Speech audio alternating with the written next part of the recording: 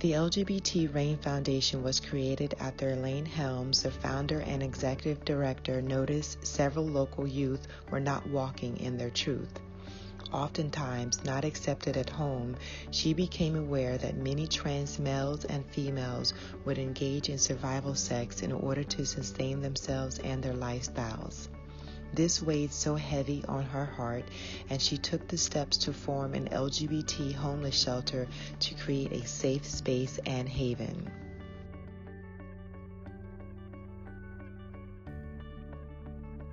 I was put in foster care since I was 8 months. Me and my family went homeless because my mother's boyfriend, he was a drug addict. I would hang out with friends and end up walking around in the streets.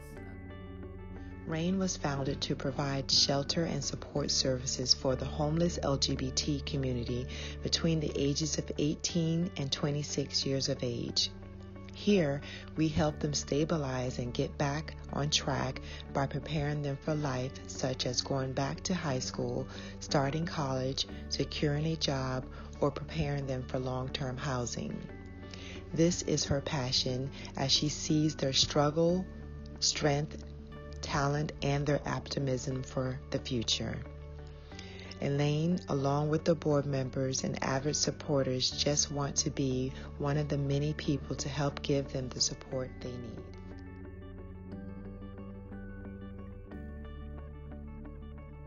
And I would like to become an esthetician. I would like to open my own business. I am going to start my own professional wrestling company soon. I do want to be an actor one day.